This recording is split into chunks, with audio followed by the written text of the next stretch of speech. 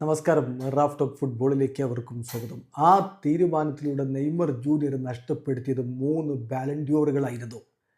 പറയുന്നത് Andre ക്യൂറിയാണ്. നെയ്മറുടെ career കൃത്യമായിട്ട് follow ചെയ്ത ആർക്കും ആന്ദ്രേ ക്യൂറി ആരാണെന്ന് പറഞ്ഞറിയിക്കേണ്ട കാര്യമില്ലല്ലോ.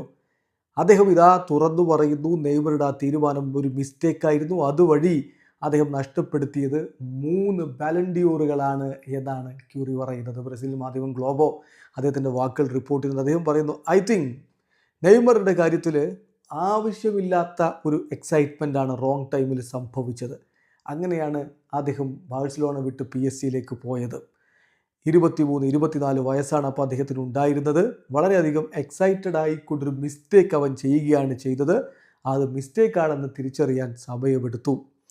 എനിക്കറിയില്ല ഏതെങ്കിലും പ്ലെയർ ബാലൻഡിയോർ എടുക്കുന്നത് ഇങ്ങനെ ക്ലബ്ബ് മാറിയത് കൊണ്ട് തടസ്സപ്പെട്ടിട്ടുണ്ടോ എന്ന്. പക്ഷേ നെയ്മറുടെ കാര്യത്തിൽ ഞാൻ പറയും 3 ബാലൻഡിയോറുകൾ നേടാനുള്ള അവസരമാണ് ബാഴ്സലോണ വിട്ടതിലൂടെ അദ്ദേഹം നഷ്ടപ്പെടുത്തിയത്.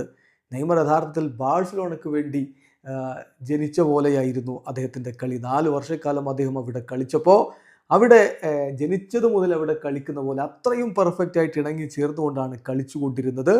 പക്ഷേ മറ്റൊരു ലെവലിലുള്ള പെർഫോമൻസ് ആണ് അദ്ദേഹത്തിൽ നിന്ന് വന്നുകൊണ്ടിരുന്നത്. എന്നാൽ ഒരു മിസ്റ്റേക്ക് അദ്ദേഹം ചെയ്തു, അവിടം വിട്ടുപോയി.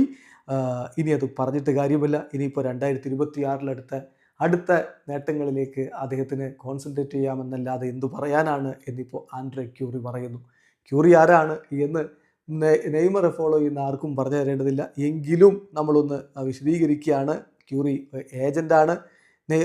അദ്ദേഹമാണ് നെയ്മർ ജൂനിയറുടെ ആ ഒരു ട്രാൻസ്ഫറുകളൊക്കെ നടത്തുന്നതിൽ പ്രധാനപ്പെട്ട പങ്ക് വഹിച്ചത്. ബ്രസീലിലെ ഏറ്റവും പ്രധാനപ്പെട്ട ട്രാൻസ്ഫർ ഏജൻ്റാണ് അദ്ദേഹം. ഫുട്ബോൾ ഏജൻ്റാണ്, ഫിഫ പ്ലെയർ ഏജൻ്റാണ് അദ്ദേഹം.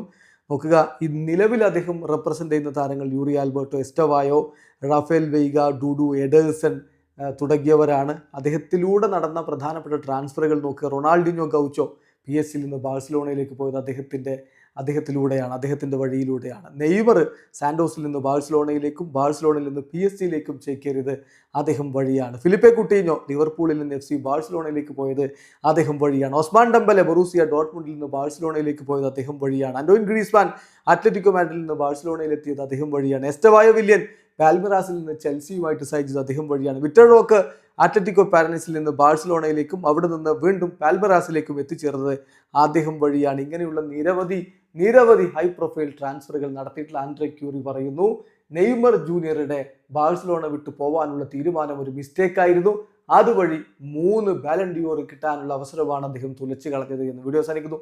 ഫുട്ബോൾ ലോകത്തെ കൂടുതൽ വിശേഷങ്ങളുമായി റാഫ് ടോക്സ് വീണ്ടും എത്താം.